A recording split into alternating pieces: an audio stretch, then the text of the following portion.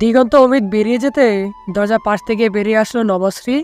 Washroom থেকে বেরিয়ে drawing রুমে আসবে, দরজার কাছাকাছি দিগন্ত ও অমিতের কথোপকথন শুনে ওর চলন্ত গতি থমকে গেল। অমিতের শেষ কথাটি তার মস্তিষ্কে রক্তকরণ জড়াচ্ছে। এদিকে অমিত দিগন্ত দুজন বেরিয়ে যেতে হাসপা আঁচলে চোখ মুখ মুছে উঠে দাঁড়িয়ে নবশ্রীকে তার সামনে দেখতে পেল। ওর কাছে গিয়ে শোধায়, মামুনি এখানে কি করছো? বোনদের কাছে যাও। আইমান সেই কবে থেকে তোমার সাথে কথা বলবে বলে মরিয়া হয়ে আছে। ওর সাথে কথা বলো তোমরা দুইজন। আরও কিছু বলবে তার পূর্বে নবশ্রী হাসবাকে থামিয়ে দিয়ে জিজ্ঞেস করে, আন্টি, বাবা আর আঙ্কেল কার কবর জিয়ারত করতে গিয়েছেন? আমার ভাই আর সাইয়ের। আন্টি, যদি ভুল না হয়ে থাকে আপনার ভাই বদিউল আসহাব আর সেই নবনীতা নোহাই, ওনারা দুজনেই কবর জিয়ারত করতে গিয়েছে। হ্যাঁ, ওদের দুজন। কিন্তু কেন মামুনি? হাসবার কথায় শ্রাবণ করা মাত্র নবশ্রী দুই হাতে মুখ ঢেকে কেঁপে কাপা গলায় আপন মনে বিড়বিড় করল। হো গড, হে আমি কি শুনছি? এটা হতে পারে না, কিছুতেই না। কিভাবে সম্ভব? হাসবা দেখলো নবশ্রী নিজে নিজে কী সব বিড়বিড় করছে। তৎক্ষণাৎ নবনীতাকে ডাকলো। নবনীতা দ্রুত রুম থেকে বেরিয়ে এসে দেখে হাসবা নবশ্রীকে ডাকছে, আর নবশ্রী দু হাতে মুখ ডেকে ফুপাচ্ছে। তার আর বুঝতে বাকি রইল না নবশ্রী 18 বছর আগে সেই কালো অতীত সম্পর্কে জেনে গিয়েছে। এমনকি মেয়েটা ছোটো থেকে শ্বাসকষ্টের সমস্যা, অতিরিক্ত কিছু সহ্য করা তার পক্ষে সম্ভব নয়। ঠিক এই জন্যই সে বা দিগন্ত তাকে বদিউল নবনীতার প্রেমে শেষ করুণ পরিণতির কথা বলেনি। চরম সত্যিটা সহ্য করতে পারবে না নবশ্রী। শুরুতে জানা ছিল যে মেয়ে সামান্য স্যাড এন্ডিং গল্প উপন্যাস পড়ে কেঁদে কেঁদে বাসিয়ে ফেলে, সে মেয়ে এই চরম সত্যিটা কখনো মেনে নিতে পারবে না। মেয়ের অসুস্থতা কথা ভেবে পুনরায় রুমে ফিরে যায় নবনীতা। মেয়ের ব্যাগ থেকে ইনহলার নিয়ে বেরিয়ে আসতে চোখে পড়ে ইতিমধ্যে নবশ্রী হাঁপাতে শুরু করে দিয়েছে। হাসবা তার পিঠে মালিশ করছে।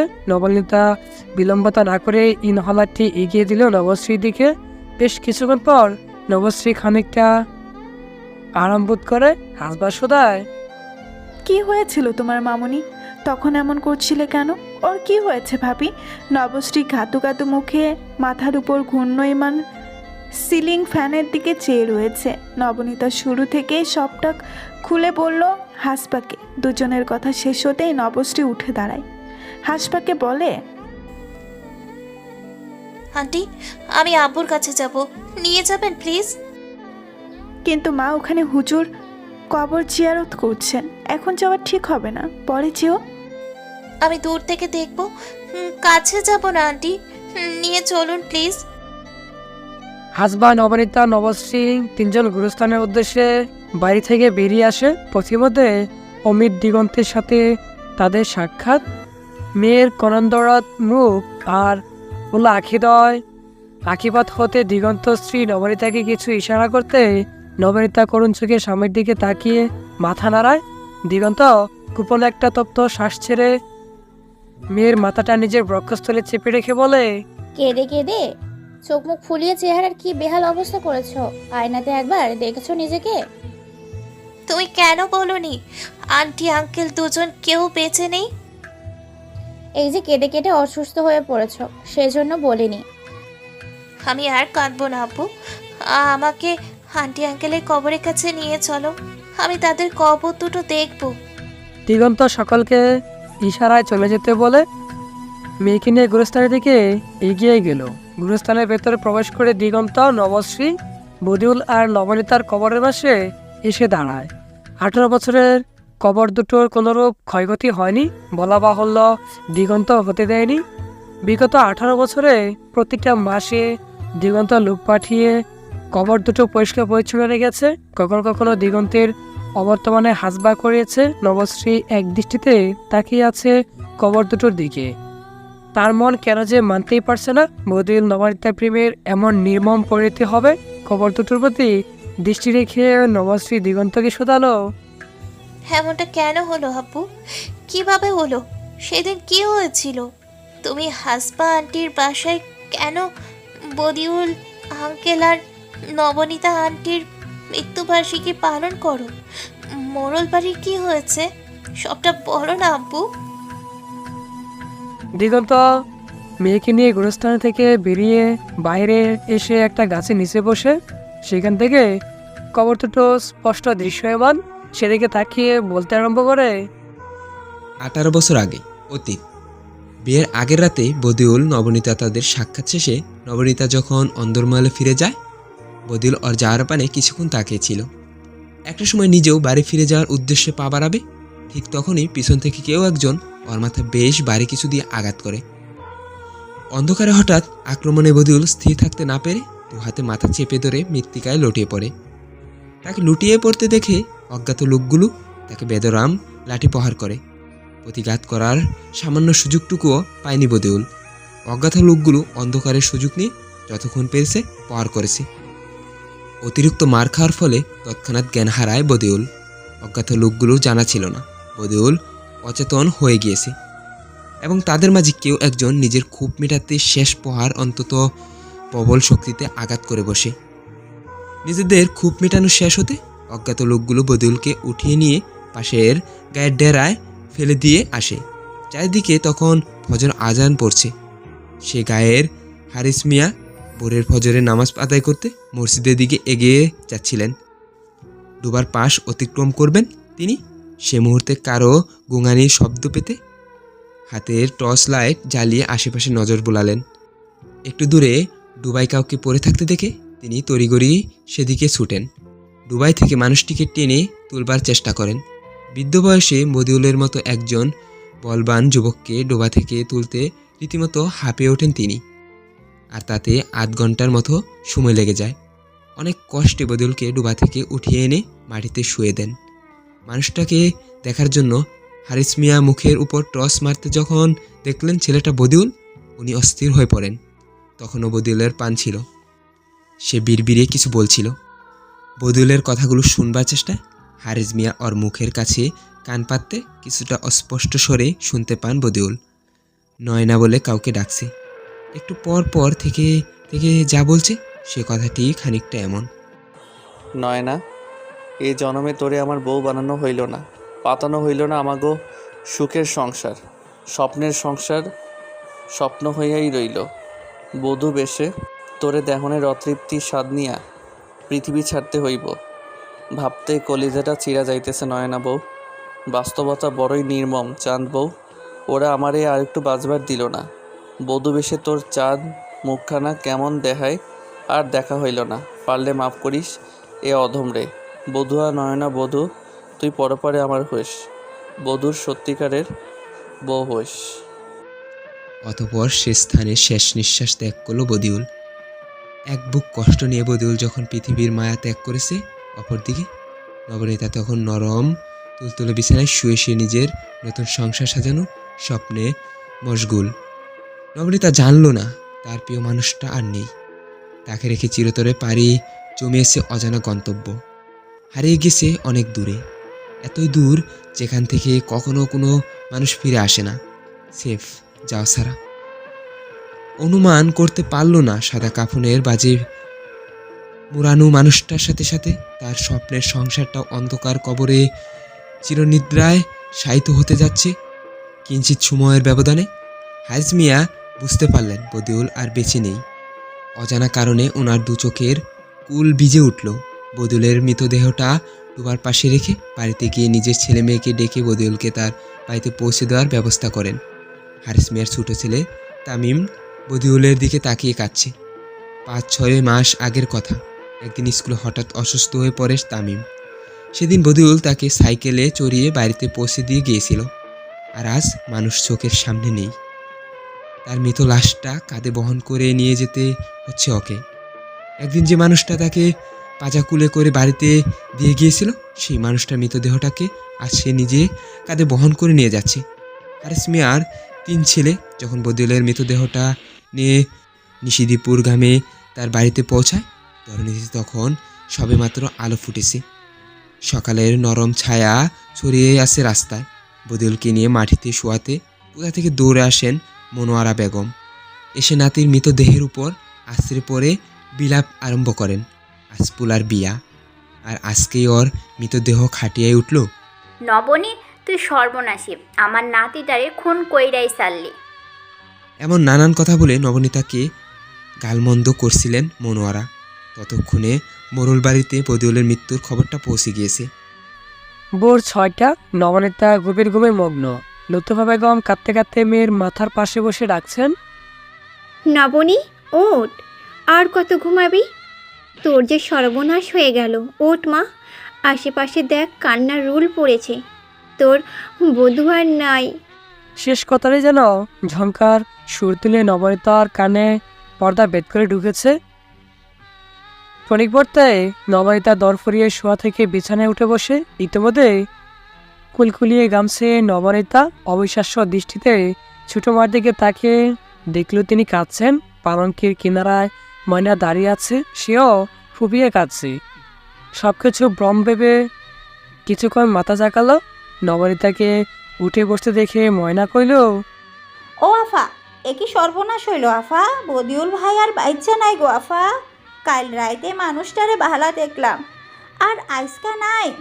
কারা জানি ওনারে পিডাইয়া মাথা ফাটাইয়া লাইছে, পুরো বদনে পিটনের দাগ। সুন্দর শরীরটা রাখছে না আফা, রাখছে না। চালু আহেন। নবনীতা প্রথমে কোনো কথা বলতে পারল না। নির্বোধ চিত্র কিয়ংক্ষত থম মেরে বসে রইল। বড়ভাবে টানিয়ে এসে ধাক্কা দিতে সম্বিত ফিরল ওর। এলোমেলো বেশে বসে থেকে উঠে দাঁড়াতে শুরু করে। পিছু পিছু লুতুফা, তানিয়া, ময়না তিনজন ছুটে দিগন্ত অনেক আগেই উঠে পড়েছে। বদিউলের মৃত্যুর সংবাদটি শোনার পর হতে বগ্ন হৃদয়ে নিজের কামরায় বসেছিল। পাশের রুম হতে নবনীতা, তানিয়া, ছোট মা, ময়না এক একে সকলে দৌড়াতে দেখে সেও তাদের পিছু নিল। নবনীতা কচি জল মুছতে মুছতে কাছারিঘর দিকে এগিয়ে যাচ্ছে। ওর কেন যে মনে হচ্ছে সমস্ত কার্যকলাপ পুরোটাই ওর বাবার ক্রিয়াধারা। হলেও তাই। নবনীতা কাছারিঘরের দরজার কাছে এসে ভিতরে ঢুকবে, তার পূর্বে পিতা বাদ্যের কথোপকথন শুনে স্তব্ধ হয়ে যায়। মহিপালম শফিউলকে দমকাচ্ছেন, তোদেরকে আমি কি বলেছিলাম? বলেছিলাম শুধু হাত পা ভেঙে দিতে, যেন হাসপাতালে ভর্তি থাকে। এর বেশি কিছু বলেছিলাম? ওর মাথায় আঘাত করেছে কে? পাশ থেকে রাশেদ ও বাসির দুজন একই সুরে বলল, শফিউল। বাবা বাইদের কথোপকথন শ্রবণ করতে নবনীতার স্থির পায়ে থাকতে পারল না। দরজার কপাট ধরে মাটিতে বসে পড়ল। সঙ্গে সঙ্গে মহিপালম, শফিউল, বাচ্চি, রাশেদ চারজন চকিত চাহনিতে দরজার দিকে তাকানো মাত্র বিমুট হয়ে পড়লেন। ততক্ষণে লতুফা, ময়না দুজন নবনীতাকে দু হাতে ধরে ওঠানোর চেষ্টা করলো। তানিয়া রিয়াতুর দৃষ্টিতে তাকিয়ে রইল স্বামী আর শ্বশুরের দিকে। মানুষ হত্যার মতো এমন নির্মম কাজ তার স্বামী, শ্বশুর, দেবর একত্রে করেছে ভাবতে ঘৃণায় গা গিনগিনিয়ে উঠল। দিগন্ত অবিশ্বাস্য দৃষ্টিতে চেয়ে আছে চারজন থেকে খানিকটা আড়ালে দণ্ডায়মান স্বীয় পিতার দিকে। তার বাবাও এসবের সাথে জড়িত। বুকের ভেতরটা বাড়ি হয়ে আসলো। আচমকা নবনীতা বধুবাই বলে আকাশ পাতাল কাঁপানো চিৎকার দিয়ে উঠল। হাউমাউ করে কাঁদতে কাঁদতে বাপ ভাই সকলকে খুনি বলে চেঁচাতে লাগলো। লুতুফা মেয়েকে জাপটে জড়িয়ে ধরে রাখতে চাইছেন। নবনীতার হাত পা ছোড়াছুটির জন্য সম্ভব হচ্ছে না। বদিউলের বাড়িতে সুখের ছায়া। নাতির লাশের পাশে বসে মনোয়ারা বিলাপ করে কাঁদছেন। নবনীতা বদিউলের লাশ দেখে নিজেকে ধরে রাখতে পারল না। মাটিতে হাঁটু ভেঙে বসে পড়ে সকালের সামনে ওকে বুকে জড়িয়ে কাঁদে। কাঁদতে কাঁদতে একটা সময় বদিউলের বুকের উপর উবুত হয়ে পড়ে রয়। অনেকক্ষণ যাবৎ মেয়ের সারা শব্দ না পেয়ে ওর পাশে গিয়ে হাঁটু গেড়ে বসলেন লতুফা। মেয়ের কাঁধে হাত রাখতে নবনীতা কোনোরূপ নড়াচড়া করল না। হঠাৎ তিনি খেয়াল করলেন নবনীতা কেমন জোড়া বস্তু নেয় বদিউলের মৃত দেহটার উপর উবুত হয়ে শুয়ে আছে। কেরখত পড়বে ফুপিয়ে ফুপিয়ে কান্নার ফলে তার শরীর যে কেঁপে উঠছিল, সেই কাঁপুনি বা ফুপানোর কোনোটাই এখন নেই। গলাটা কেমন শুকিয়ে এলো লতুফার। দ্রুত চোখ ফিরিয়ে ভালোভাবে পরখ করলো নবনীতাকে। এবার যেটা অনুমান করলো তাতে ওর দম বন্ধ হয়ে আসতে চাইলো। ফুপানো থাক দূর, স্বাভাবিক নিঃশ্বাস প্রশ্বাসটুকু নবনীতার বুকে ওঠানামা করছে না, অর্থাৎ নবনীতার শ্বাস পড়ছে না। কলিজাটা মুচড়ে উঠল। দিগন্ত পাশে দাঁড়িয়েছিল। লতুপা তাকে দেখে ব্যাপারটি জানাতে দিগন্ত নবনীতার পালস রেট চেক করে স্তম্ভিত হয়ে যায়। আম্বরী দিগন্তের পায়ে মাথা রেখে দিগন্ত এক প্রকার ছিটকে পড়ে। লতুফা দিগন্তকে সামলে নেয়। সুদায়, কি হয়েছে বাবা, এমন থম মেরে বসে আছো কেন? কিছু কও। দিগন্ত সারাশব্দ করল না। লতুফা একটু এগিয়ে গেলেন। নবনীতাকে নবনী বলে গায়ে হাত দিয়ে ধাক্কা দিতে নবনীতার প্রাণহীন দেহটা পড়ে বদুলের পেটের উপর। এমন বিস্ময়সূচক ঘটনা উপস্থিতি সকলে ব্রিমোট। মনোয়ারার কান্না থামিয়ে বিস্ময় নাতি আর নবনীকে পরখ করছে। লতুফা মেয়েকে বুকে জড়িয়ে পাথর হয়ে বসে রইলেন। আচমকায় টুকরে কেঁদে উঠলেন। আমরি স্তব্ধ হয়ে বসে আছেন মেয়ের লাশের পাশে। মেয়েকে জাকিয়ে ডাকলেন। নবনীতা সাড়া দিল না, সাড়া দিবেও না। শুধু এখন কেন, কোনো দিন দিবে না? অনেকক্ষণ আগে নবনীতার দেহ হতে প্রাণ ত্যাগ করেছে, পৃথিবীর মায়া ত্যাগ করেছে, চলে গেছে অনেক দূরে, চলে গেছে অনেক দূরে। যে দাঁড়ায় বধূর স্থান নেই, সে দাঁড়ায় নয়না একলা একাপা কী করবে? সকালে সামনে পড়ে আছে কেবল প্রাণহীন একটি দেহ, একটি নয় দুটি, কেবলই দুটি দেহ। এই হৃদয়গ্রাসী নিষ্ঠুর কঠোর সত্যিটা সকালে বুঝতে পারলেও মানতে পারল না। দিগন্ত তাকিয়েছে প্রদীপনের লাশটার দিকে। দু চোখ লাল হয়ে আছে ওর, সারা শরীর শক্ত হয়ে আছে। প্রদীপনের শরীরের বিভিন্ন অংশে পিটানো লাল নীল দাগ স্পষ্ট দৃশ্যমান। প্রথম যখন বদিলকে দেখেছিল, দেখে মনে হচ্ছিল মাথার নিচের অংশ দিয়ে ছোটোখাটো একটা রক্তের ফোয়ারা বয়ে যাচ্ছে। সময়ের ব্যবধানে গাঢ় লাল রক্ত এখন জমাট বেঁধে কালো খয়েরি বর্ণ ধারণ করেছে। বদিউলের দিকে দৃষ্টি ঘুরিয়ে নবনীতার দিকে চাইল। নবনীতা বদিউল দুজনের লাশ দিকে দিগন্ত এক জায়গায় স্থির হয়ে দাঁড়াতে পারছে না কোথাও। বারবার ঠোঁট কামড়ে চুল খামচে ধরে কান্না নিয়ন্ত্রণের চেষ্টা করছে। কি থেকে কি হয়ে গেল কিছুতেই মানতে পারছে না নিজেকেও। যতবার ও দুজনের মৃতদেহের দিকে চোখ পড়েছে, বুকের ভেতরে দুমড়ে মুচড়ে যাচ্ছে, অসহ্য মানসিক যন্ত্রণায় ছটফট করছে সেটা। গোটা ব্যাপারটা দুঃস্বপ্ন মনে হচ্ছে ওর। আচমকা দিগন্ত অনুভব করলো এসব কিছুর জন্য মহিপালম প্রত্যক্ষভাবে দোষী হলেও প্রকৃত দোষী দিগন্ত নিজে। যদি সে গ্রামে না আসতো, বিয়ের জন্য রাজি না হতো, নবনীতাকে ভালো না বাসতো, তাহলে আজ নবনীতা বদিউল দুজন দুজনকে নিয়ে সুখে সংসার করতে পারতো। কথাগুলো ভাবতে ভাবতে দিগন্ত বসা থেকে উঠে পড়ে। মোড়ল বাড়িতে নবনীতার লাশের পাশে বসে আছে সকালে। বসে আছেন মহিপালম।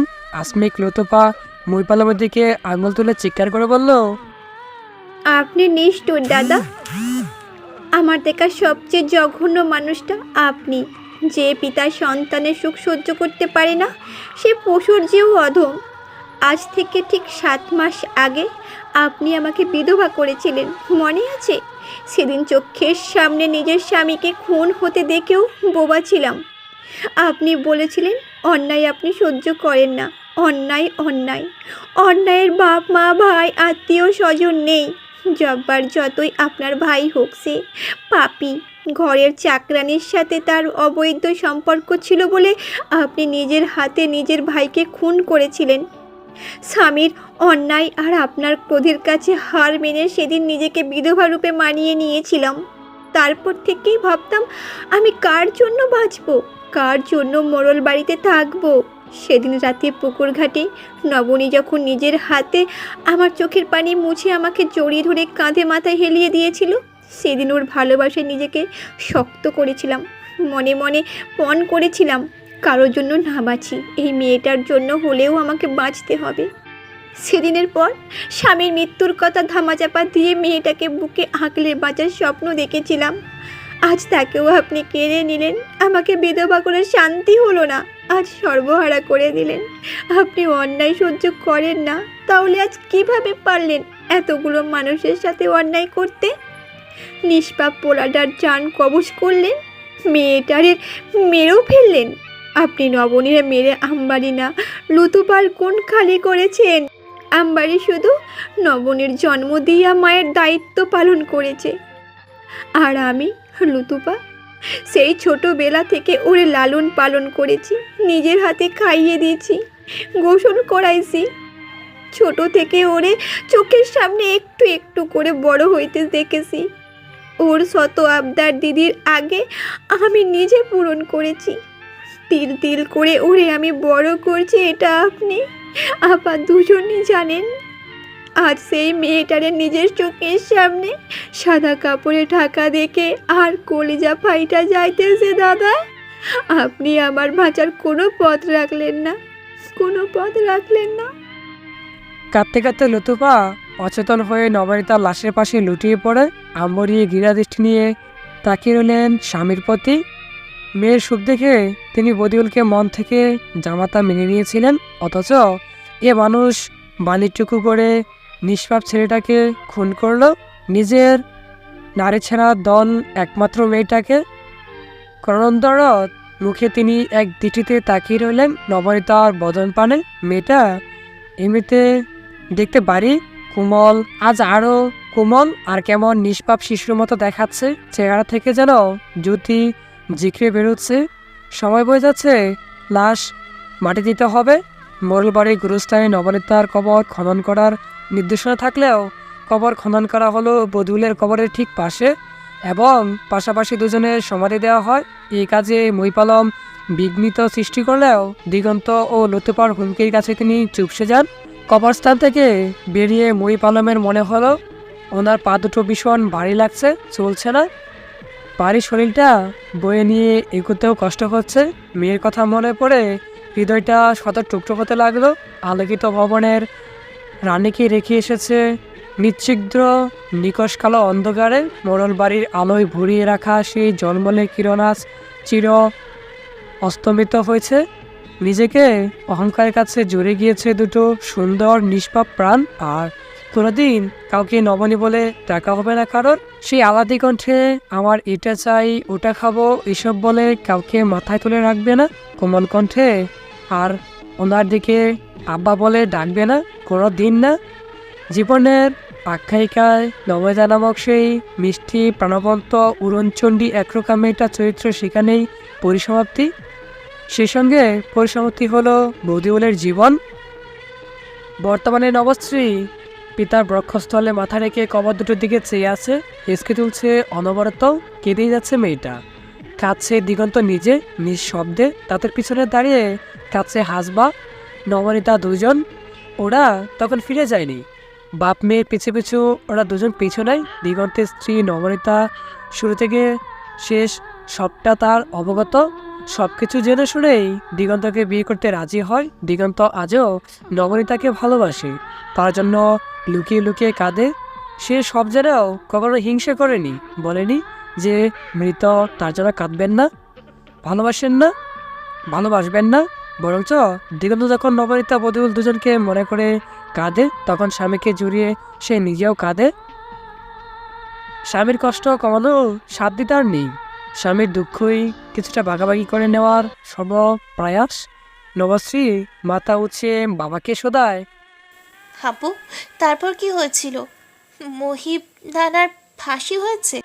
সাফিউল, বাছির, রাশেদ ওনাদের শাস্তি হয়েছিল? আর দাদু ভাই ওনার? হয়েছিল তো, কিন্তু সে শাস্তি পুলিশ দেয়নি, উপরওয়ালার নিজ হাতে শাস্তি দিয়েছিলেন। নবনীতা বদিউলের মৃত্যুর পর তাদের 5 জনকে পুলিশ অ্যারেস্ট করেছিল। মহিব আলম গ্রামের মোড়ল ছিলেন, তার উপর তোমার দাদুভাই ছিলেন নামি দামি মানুষ, টাকা খেয়ে জেল থেকে বেরিয়ে আসলেন, কিন্তু রাশেদকে তিনি বের করেননি। তার দরুন রাশেদ মহিব আলমের সমস্ত কুকর্মের কথা ফাঁস করে দেয়। তার বাবাকে গুম করা, জেসমিন, জব্বার চাচা, বদিউলকে কিভাবে মারা হয়েছে সবটা পুলিশের কাছে ফাঁস করে দেয়। ফলে পুনরায় মহিব চাচাকে জেলে নিয়ে যাওয়া হলো। দ্বিতীয়বার জেলে যাওয়ার দরুন মহিব চাচার সম্মানহানি হয় বেশ। যে সম্মান বাঁচাতে তিনি এত কিছু করেছেন, সে সম্মান যখন দুলিশাত হয়ে গেল, তিনি সহ্য করতে না পারলেন না। জেলে থাকাকালীন আত্মহত্যা করলেন। তানিয়া বাবি শফিউল ভাইকে ডিভোর্স দিয়ে মাহাদিয়া নিয়ে মুরুল বাড়ি ছেড়ে যায়। তারপর থেকে তিনি মদের নেশায় বুঁদ হয়ে পড়ে থাকতেন। জেল থেকে ফেরার পর তাসফিয়া ভাবি বাসির বাইকে নিয়ে কোথায় চলে যায় কারো জানা নেই। ছোট মা, আমরি চাচি, সৈকত তিনজনে অভিশপ্ত মোড়ল বাড়ি ছেড়ে নিজেদের মতো বাঁচতে বাংলাদেশ ছেড়ে ইন্ডিয়ায় দেশান্তর হন। আম্বরি চাচির বোনের কাছে। দাদুভাইয়ের কথা তো তোমার জানা, বছর না পেরোতে প্যারালাইসিস হয়ে শয্যাশায়ী হলেন বছর তিনেকের মাথায়। প্রকৃতি ছাড় দেয়, কখনো ছেড়ে দেয় না। আজ 18 বছর যাবৎ মোড়ল বাড়ি শুনশান পরিত্যক্ত পড়ে রয়েছে। এক সময়কার রাজপ্রাসাদের ন্যায় ঝলমল করতে থাকা মোড়ল বাড়ি আজ গাছপালা লতাপাতায় ভুতুরে পরিবেশ। সালোমি আন্টির কি হলো? সৈকত মামার সাথে বিয়ে হয়নি? তোমার কি মনে হয় আম্মু, এত কিছুর পর দুজনের বিয়েটা হওয়ার ছিল? না, কিন্তু আন্টি যে শালুমি চেয়েছিল সৈকতকে বিয়ে করতে, সঙ্গে দেশান্তর হতেও প্রস্তুত ছিল মেয়েটা। সৈকত রাজি হয়নি। শালুমু অনেক পাগলামো করেছিল। সৈকত শালুমুকে না জানিয়ে আচমকা দেশান্তর হয়। মেয়েটা দুঃখে কষ্টে একসময় ফাদারের পছন্দের ছেলেকে বিয়ে করে ফেলল। শালুমি এখন চার্চের একজন যাজিকা। আর কিছু জানার বাকি আছে আম্মু? না, আমার খুব কষ্ট হচ্ছে আপু। স্বাভাবিক মা, আব্বুরও যে ভীষণ কষ্ট হয়। নবনীতা আন্টি একদম বোকা ছিল আপু। মহিব নানার চালাকি ধরতে পারেনি। বাবা রাজি হয়েছে দেখে হিতাহিত জ্ঞান হারিয়ে বোধ বুদ্ধিহীন হয়ে যায়। যদি গভীরভাবে ভাবতেন আজ এমন দিন দেখতে হতো না, তাই না? বিধির লিখন খণ্ডাতে পারে কজন বলো? হয়তো ভাগ্যবিধাতা দুজনের প্রণয় পরিণতি এমনই নির্মম লিখেছিলেন এবং হয়েছে। নবনীতা আন্টির ওপর রাগ হচ্ছে, সেই সাথে কষ্টও লাগছে। রাগ হচ্ছে কেন? তোমাকে ভালোবাসেনি, তোমাকে কষ্ট দিয়েছে। আবার বাবাকে কেন কষ্ট দিবে? কে বলল নবনীতা আন্টি তোমার বাবাকে কষ্ট দিয়েছে? পরোক্ষভাবে যেটুকু কষ্ট দিয়েছে সে যে ইচ্ছে করে দেয়নি মা। তোমার বাবাই কষ্টকে আপন করে নিয়েছিল। হয়তো দোষারোপ করছো।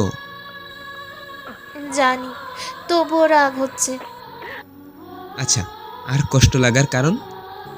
দুজনের ভালোবাসা পূর্ণতা পেল না।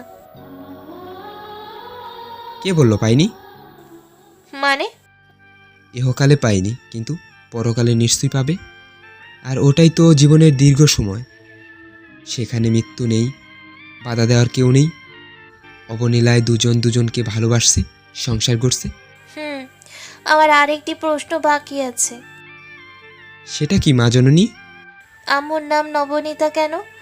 আম্মু নিশিদিনপুর গ্রামের সম্পর্কে, তোমাদের সম্পর্কে এত কিছু জানেন কিভাবে? জানো, আমি ভেবেছিলাম নবনীতা আন্টি বুঝি আমার আম্মু। সেদিন তোমার আর নবনীতা আন্টির বিয়ে হয়েছে, অথচ কত বড় ধোঁকা খেয়েছি।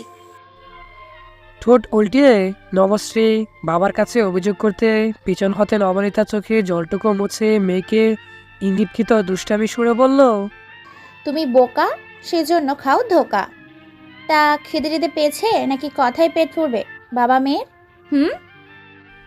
স্ত্রীর কণ্ঠস্বর শুনে দিগন্ত নবশ্রী দুজন চকিত পিছন ফিরে দিগন্ত শুধায়, তোমরা যাওনি? চলে গেলে জানতাম কিভাবে ডাক্তারবাবু আজও তার কঙ্কাপতিকে ভুলেনি যে।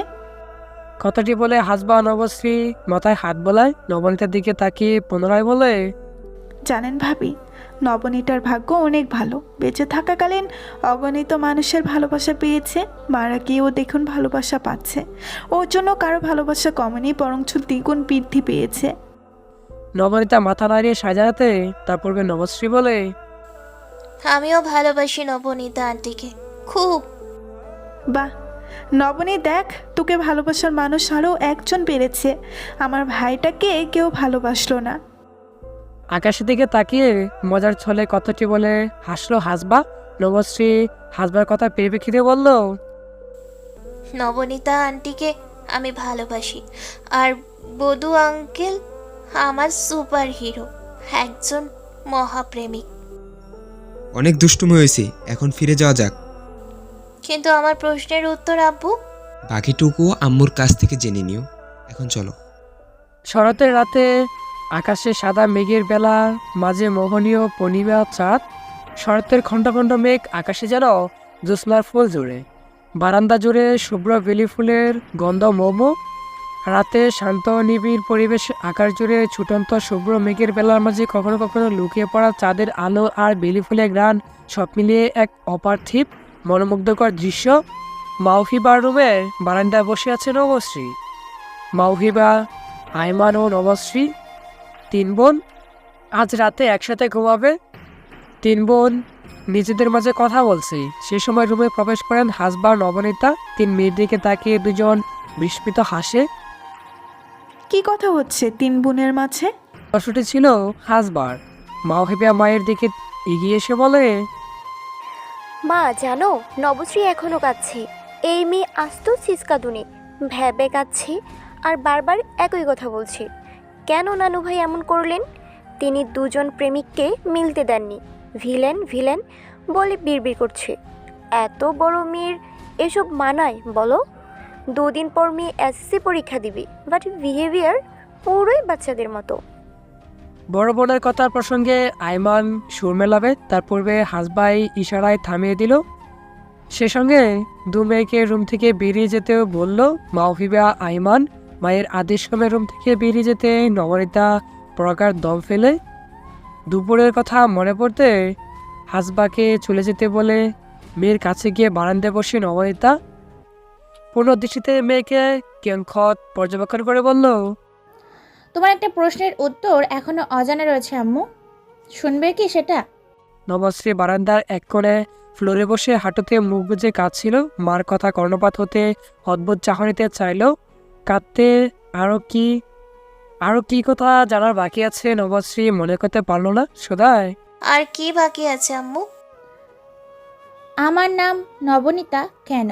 আমি নিশিতিপুর গ্রাম সম্পর্কে, নবনীতা, বদিউল, দিগন্ত, ত্রিকোণ প্রেমের সম্পর্কে এত কিছু জানি কিভাবে? সেসব জানতে চাও? মুহূর্তের পূর্বে কথাগুলো মনে পড়ে নবশ্রী মাথা দোলালো। সে জানতে ইচ্ছুক। 2 হাতে মেয়ের আঁখি আনন্দন মুছে নবনীতা বলতে আরম্ভ করে, আমি যখন সপ্তদশী কিশোরী, তোমার বাবার সাথে আমার প্রথম সাক্ষাৎ। তোমার নবনীতা আন্টি যেমন ছিল উড়নচণ্ডী দস্যুরানী একরোখা, তেমনই আমিও বলতে পারো এক ধাপ এগিয়ে। গ্রামের মেয়ে ছিলাম, বাপ মায়ের 2 সন্তান মাত্র। শাসন কি বুঝতাম না, যখন যা ইচ্ছে তাই করে বেড়াতাম। তখন গ্রীষ্মকাল, স্কুল থেকে ফেরার পথে আমাদের এলাকার মেম্বারের বাড়ির পাশ কাটিয়ে আমি আমার বান্ধবী আসমাকে চিনো, আরও 2 জন একত্রে বাড়ি ফিরছিলাম। গাছের মগডালে বড় বড় আম দেখে আসমা ব্যতীত বাকি আমরা 3 জন গাছে উঠি। দুপুর সময় ভাত ঘুম দিয়েছেন মেম্বার চাচা, আমাদের কারো জানা ছিল না। ভেবেছিলাম প্রতিদিনকার মতো ইউনিয়নের কাজে উপজেলায় গিয়েছে। এমন ধারণা করে আমরা 3 জন কোমর বেঁধে নেমে পড়ি আম চুরি করার কাজে। যথারীতি আম গাছে উঠে আমি আম পাড়ছি। আমার এক সঙ্গীও যে ডালে ছিল, সে ডাল মরমর করে ভাঙার আওয়াজে মেম্বার চাচার বউ মানে চাচি তিনি শুনতে পেলেন। ব্যাস, চাচা চাচির ছেলেপুলে যা ছিল সব গাছতলার হুড়মুড়ি উপস্থিত। একদিকে আমরা 3 জন তাড়াহুড়ো করে গাছ থেকে নামতে গিয়ে আমি মাটিতে পড়ে পা ভেঙে ফেললাম। পালাতে না পেরে শেষমেশ ধরা পড়ে যায়। মেম্বার চাচা আব্বার কাছে আমার নামে নালিশ করলেন। আব্বা কি করেছেন জানো? চুরির বিচার না করে উল্টো আমার পা ঠিক করার জন্য উঠে পড়ে লাগলেন। আমার চিকিৎসার দারুণ আব্বার পাথাখালী গ্রাম ছেড়ে শহরে ওনার বোনের বাসায় উঠলেন। পরবর্তী দিন শহরের সিটি হসপিটালে আমি আব্বা 2 জন গেলাম। সেই হাসপাতালে জব করতেন ডাক্তার তাসরিফ দিগন্ত, মানে তোমার আব্বু। উনি হচ্ছেন একজন কার্ডিওলজিস্ট। আমি ভেঙেছি পা, আমার প্রয়োজন অর্থোপেডিককে। তোমার নানু ভাই কী করেছেন? অর্থোপেডিকের কাছে না গিয়ে তিনি গিয়েছেন কার্ডিওলজিস্ট, মানে তোমার আব্বুর কাছে। আপা তেমন কিছু জানতেন না, আমাদের সাথে জানাশোনা কোনো ব্যক্তিও ছিল না সে সাহায্য করবে। তো কি হয়েছে, তোমার নানা ভাই ও আমি 2 জন তোমার আব্বু চেম্বারে প্রবেশ করি। যথারীতি তিনি আমাদের বসতে বললেন। আমাদেরও তখনও জানা ছিল না উনি কার্ডিওলজিস্ট। তোমার আব্বু জিজ্ঞেস করলেন, পেশেন্ট কে? কি হয়েছে বিস্তারিত খুলে বলুন। ডাক্তারবাবু, ও আমার মাইয়া 2 দিন আগে গাছে উঠা আম পাড়তে গিয়া বাম পা ভাঙিয়া ফেলাইছে। গ্রামে ডাক্তার দেখাইছিলাম, হোমিওপ্যাথি অ্যালোপ্যাথি দুটাই চেষ্টা করাইছি। গায়ের ডাক্তার কয় শহরে নিয়ে চিকিৎসা করাইতে। আপনি ওর পাটা একটু দেখবেন? একজন কার্ডিওলজিস্টের কাছে অর্থোপেডিক্সের চিকিৎসা। এহেন অপ্রত্যাশিত ঘটনায় তোমার আব্বু থতমত খেয়ে গেলেন, যার অবয়ব ওনার চোখে মুখে স্পর্শ দেখতে পাচ্ছিলাম আমি। বিস্ময় এবং বিব্রত উভয় তিনি বড় বড় চোখে কিছুক্ষণ আমার ও তোমার নানু ভাইয়ের মুখ চাওয়াচাবি করলেন। এদিকে আমরাও একই অবস্থা। চোখের সামনে নেম প্লেটে বড় বড় অক্ষরে দেখতে পাচ্ছি ডক্টর তাসরিফ দিগন্ত, কার্ডিওলজিস্ট লেখা। নেম প্লেট দেখার পর আব্বাকে বলতে চেয়েছিলাম উনি যে ডক্টর নন, যাকে আমাদের প্রয়োজন। তার আগেই আব্বা ফর করে সব বলে দিলেন। সরবে আমি মুখ লুকিয়ে 2 চোখ বুজে মাথা নত করে রয়েছে। তিনি হয়তো বুঝতে পেরেছিলেন, তাই সেদিন আব্বাকে কিচ্ছু বলেননি, শুধু মুচকি হেসেছিলেন। নিচু ঝুঁকে আমার পা চেক করতে গিয়ে এক দৃষ্টিতে অনেকক্ষণ যাবৎ আমার পায়ের দিকে তাকিয়ে রইলেন। কি যেন একটা খুঁটি দেখছিলেন সেদিন। তারপর আচমকা আমার পা ওনার হাত থেকে ঝাড়া মেরে ছেড়ে দিলেন। একে তো আমি লজ্জায় সংকোচ কিছু বলতে পারছি না, তার উপর হঠাৎ ঝাড়া মারার ফলে মনে হচ্ছিল ব্যথায় বুঝি মরেই যায়। প্রচণ্ড রাগ হয়েছিল। বিয়ের পর অবশ্য এর কারণটাও বলেছিল। পরবর্তীতে তিনি আব্বাকে আর আমাকে হাসপাতালের একজন অর্থোপেডিকের কাছে নিয়ে গেলেন। আব্বা নিজের ভুল বুঝতে পেরে তোমার আব্বুকে দুঃখিত বললেন। তারপর আর 1 মাস দেখা সাক্ষাৎ হয়নি। আমিও আস্তে আস্তে ঠিক হয়ে উঠি, স্কুলে যাচ্ছি, নিজের মর্জি মতো চলছি। তারপর 1 মাস পরের ঘটনা। পাতাখালী গ্রামে শহর থেকে মেডিকেল টিম আসলো। গ্রামের সাধারণ মানুষগুলোকে বিনামূল্যে চিকিৎসা করাবেন সেই প্রতিশ্রুতিতে। এই কথা শুনে আমি আব্বাকে নিয়ে সেখানে উপস্থিত হলাম। কাকতালীয়ভাবে সেখানে যেতে তোমার আব্বুর সাথে সাক্ষাৎ। কথোপকথন চলাকালীন আব্বা জানতে চাইলেন পাতখালী গ্রামে কতদিন থাকবেন। তোমার আব্বু ও মেডিকেলের পুরো টিম তখন গায়ের বড় মাঠে তাঁবু টাঙিয়ে ওনাদের কাজ চলমান রেখেছিলেন। তোমার আব্বু জানেন 2 সপ্তাহ থাকবে। এই কথা শুনে আব্বা খুশিতে অন্ত নেই, যেহেতু গ্রামের সেবা করছে। তারপর বিনামূল্যে আব্বা পুরো মেডিকেল টিমকে মাঠে নয় বরঞ্চ আমাদের বাড়িতে থাকার আমন্ত্রণ জানালেন। অনেক জোরাজুরি করে তাদের মানানো হলো এবং ওনারা যেতে রাজি হলেন। এইসব কিছুর মাঝে আমি আব্বার সিদ্ধান্ত মেনে নিতে পারছিলাম না। তোমার বাবাকে আমি বিন্দুমাত্র পছন্দ ছিল না। কারণটা তোমার আব্বু আমাকে যখন দেখতেন আমার পায়ের দিকে কেমন দৃষ্টিতে তাকিয়ে থাকতেন। রোজকার পায়ে আলতা পরা ছিল আমার প্রিয় অভ্যাস। গায়ের কম বেশ সব মেয়েরাই আলতা পরে, যার দরুন আমিও পড়তাম। আমার ভালো লাগতো। কিন্তু তোমার আব্বু সেদিন আমাদের বাড়ি আসলেন। সে রাতে ঘটে গেল এক অপ্রত্যাশিত ঘটনা। রাতে খাওয়া দাওয়ার শেষে যে যার কামরায় চলে গিয়েছে। তার 8 ঘন্টা পর আমি নিজের ভাগের সব কাজ শেষ করে সবেমাত্র দিদির ঘরের দিকে এগিয়ে যাচ্ছিলাম ঘুমাতে। আচমকা তোমার আব্বু আমার সামনে এসে দাঁড়ালেন। সেদিন প্রচণ্ড ভয় পেয়েছিলাম, সাথে অস্বস্তি। তোমার আব্বু আমার পথ রুখে আমাকে জিজ্ঞেস করলেন, এই খুকি, শুনলাম তোমার নাম নবনীতা? বললাম জি, সঠিক শুনেছেন। এখন পথ সারুন। পুরো নাম কি? আয়েশা আঞ্জুমান নবনীতা, ডাক নাম নবনীতা। আজ থেকে তোমার নাম শুধুই আয়েশা, বুঝছো? আর পায়ে এত আলতা কেন পরো? এখন থেকে আর পরবে না। পরলেও আমার সামনে একদম গুড়গুড় করবে না। যদি দেখেছি তো ঠ্যাং ভেঙে আম গাছের মগডালে আমের সাথে ঝুলিয়ে রাখবো। আম চুরি করতে গিয়ে ধরা পড়ে পা ভেঙেছো। আমি কিন্তু সবটাই জানি, তাই যা যা বলেছি তাই যেন মনে থাকে। না হয় চুরির বিষয়টি আমি জনে জনে বলে বেড়াবো। যাও ঘুমাতে যাও খুকি। সেদিন ওনার মুখের উপর ভেংসি কেটে ঘরে ফিরে আসি। তারপর থেকে তোমার আব্বুকে জ্বালাতন করার জন্য নবনীতা বলে নিজেই নিজের নাম ধরে বেশ উচ্চ স্বরে ডাকতাম। পায়ে টকটকা আলতা পরে ওনার সামনে ঘুরঘুর করতাম। সম্পূর্ণ ব্যাপারটা বুঝতে পারলেও তিনি ছিলেন নির্বাক।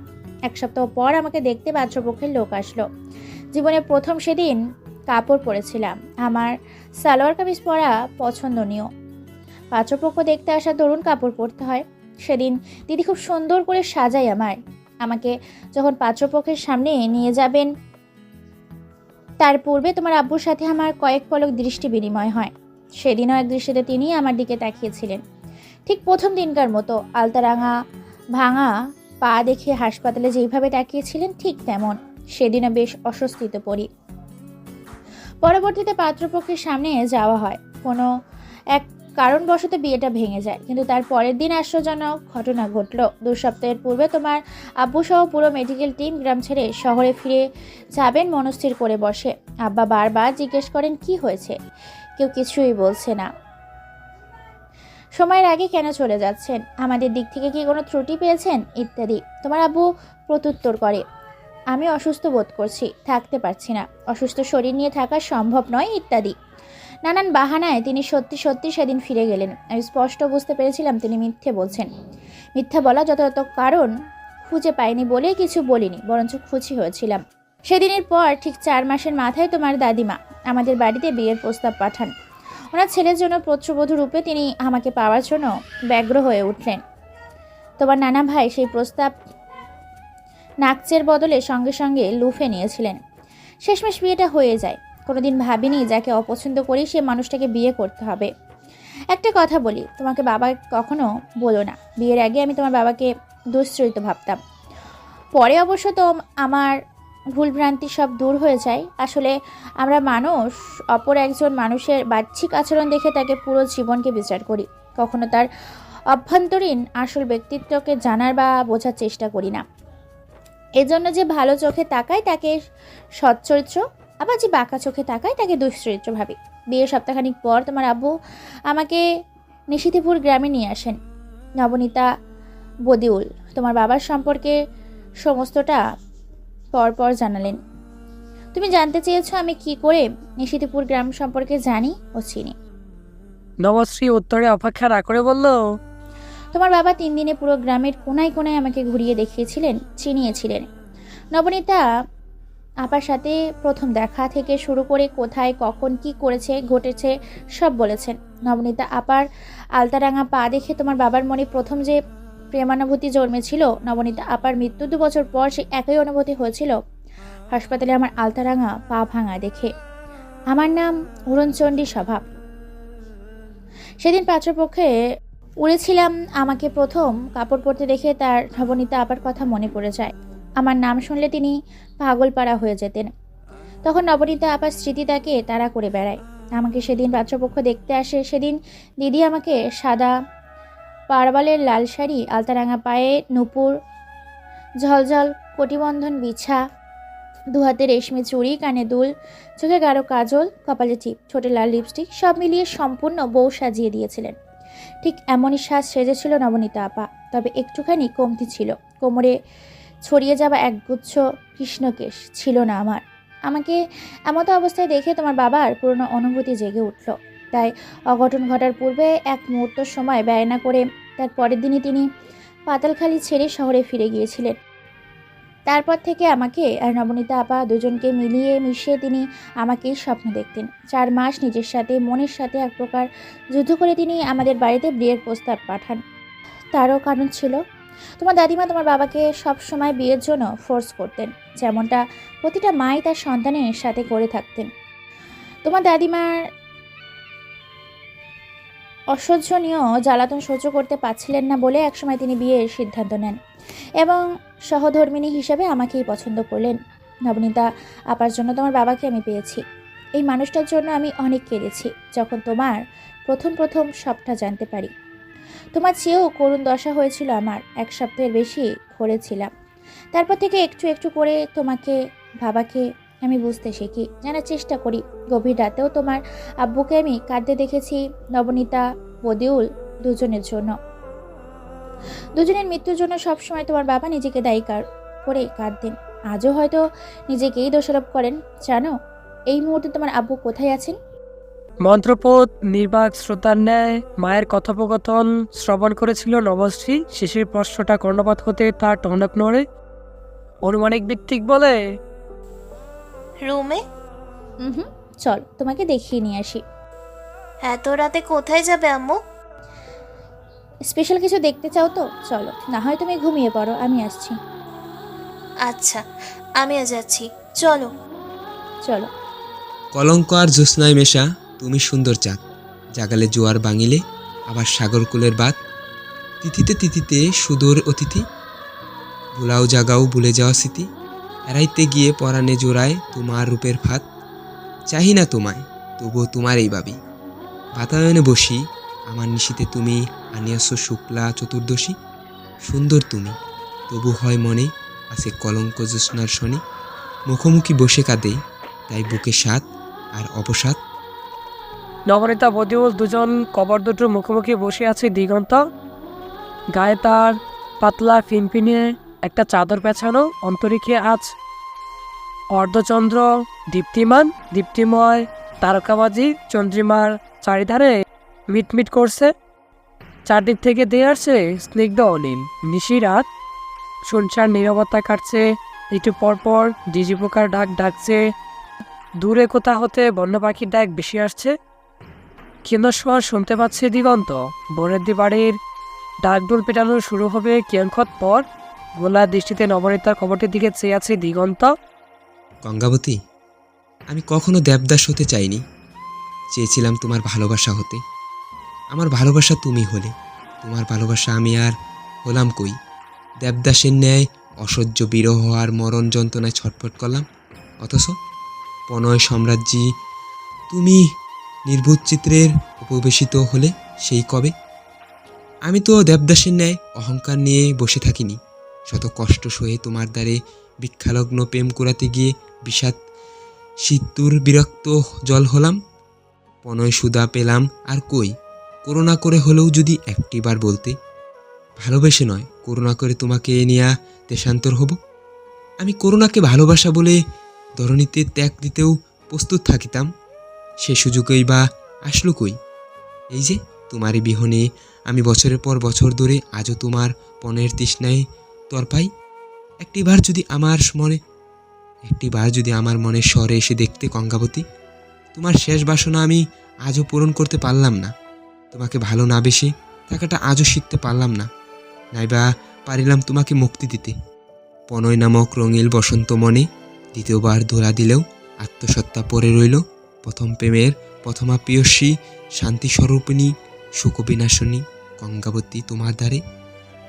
আপন চিত্রে বাক্যগুলো আউড়িয়ে দিগন্ত পুনরায় নীরবে বসে রইল, বেদনার বার ক্লান্ত, দুঃখের প্লাবনে দুমড়ে মুচড়ে যাওয়ার হৃদয় নীরবে নিভৃতে দুফোঁটা অশ্রু চোখ থেকে আপনা আপনি ঝরে পড়ল। দিগন্তের থেকে মাত্র কয়েক ফুট দূরত্বে দাঁড়িয়ে ছিল নবনীতা নবশ্রী। স্বামীর বলা প্রতিটা কথা শ্রবণ করা মাত্র নবনীতার শির দ্বারা বেয়ে বয়ে গেল এক তত্ত্ব হাওয়া। কে বলেছে সে নবনীতার প্রতি হিংসাবোধ করে না? অবশ্যই করে। এই যে এমন মুহূর্তে ক্রোধের অনলে পড়ে ছারকার তার হৃদয়খানা, পরন্ত প্রকাশ্য দিব্যি শান্ত, মানুষটা মৃত বললে হয়তো দাবানল ছড়াচ্ছে একান্ত স্বীয় অন্তঃকরণে। তীব্র অসন্তোষের বহি প্রকাশকে ক্রোধ করল। সেই ক্রোধের সন্ধান অভ্যন্তরীণ নবনীতা আর স্বর্গীয় নবনীতা বিহীন তৃতীয় কারো জানা নেই, হয়তো কখনো কারো জানা হবে না। নারী তার প্রিয় মানুষটা পাশে একান্ত নিজেকে ছাড়া দ্বিতীয় নারীর অস্তিত্ব কখনো বরদাস্ত করে না, প্রিয় বোন বা বান্ধবী কেউ না। সহনীয়ত কল্পনাতীত মেয়েকে নিয়ে যেভাবে এসেছিল সেভাবে ফিরে গেল নবনীতা। পথিমধ্যে একবার পিছু ফিরে স্বামীর দিকে চেয়ে দীর্ঘতে নিঃশ্বাস ফেলে বলল, মৃত সত্ত্বেও তুমি তার প্রিয়, জীবিত আমিটা তার দায়িত্ব মাত্র, জীবনে বেঁচে থাকার তাগিদে আমি তার প্রয়োজন, অস্তিত্বহীন তুমিটা মৃত্যুর পরেও তার প্রিয়জন। তুচ্ছ নেই নবনীতা, তবুও বিস্তর ফারাক তোমাতে আমাতে, দুই নবনীতাতে। মানুষটা আমার হয়েও হলো না একান্ত আমার। তোমার ভালোবাসা না পেলেও তোমারই ছিল, আছে, থাকবে অন্তকাল। আমার জীবনটা কেবল দীর্ঘশ্বাসবিহীন কিছুই নয়, দীর্ঘশ্বাস খুব বেশি দীর্ঘ না, নিমেষেই শেষ হয়, অথচ তার জন্মলগ্ন অতিশয় ইতিহাসময়, বিন্দু বিন্দু বীজ ছড়ায় কণ্ঠনালীতে। কথাগুলো নবনীতার গলার মধ্যে আটকে থাকা অবশ্য তার পিছু ফিরল না। সে মেয়েকে নিয়ে বাড়ির উদ্দেশ্যে হাঁটা আরম্ভ করলো। বাবাকে কবরস্থানের সামনে বসে থাকতে দেখে নবশ্রী প্রথমে বেজায় আশ্চর্য হতভম্ব হয়, পরক্ষণে হাঁটতে হাঁটতে অনুভব করলো বাবা তার প্রথম প্রেমকে আজও প্রথম দিনের মতো ভালোবাসে। আচ্ছা, নবশ্রী যে দুপুরে বলেছিল বদিউল আঙ্কেল একজন মহাপ্রেমিক, সত্যি কি বধূর মহাপ্রেমিক অভ্যন্তরীণ সত্তা জানান দিল? তুমি ভুল নমশ্রী, তোমার দেখা সে সুপার হিরোটা হয়তো বদিউল, কিন্তু মহাপ্রেমিকটা বদিউল নয়, মহাপ্রেমিকটা তোমার বাবা ডাক্তার তাসফির দিগন্ত। তো বন্ধুরা, গল্পটি কেমন লাগলো জানাতে একদমই ভুলবে না কিন্তু। যারা পুরো গল্পটির সাথে আমাদের সঙ্গে ছিলেন তাদেরকে অসংখ্য অসংখ্য ধন্যবাদ। যারা এখনও আমাদের চ্যানেলটি সাবস্ক্রাইব করেনি তারা অবশ্যই চ্যানেলটি সাবস্ক্রাইব করে পাশে থাকা বেল আইকনটি অন করে নেবে। আর যারা অলরেডি সাবস্ক্রাইব করে পাশে আছো তাদেরকে অসংখ্য অসংখ্য ধন্যবাদ। তো দেখা হচ্ছে বন্ধুরা নতুন পরবর্তী আরেকটি অসম্ভব সুন্দর গল্পতে। সেই পর্যন্ত সবাই ভালো থাকো, সুস্থ থাকো।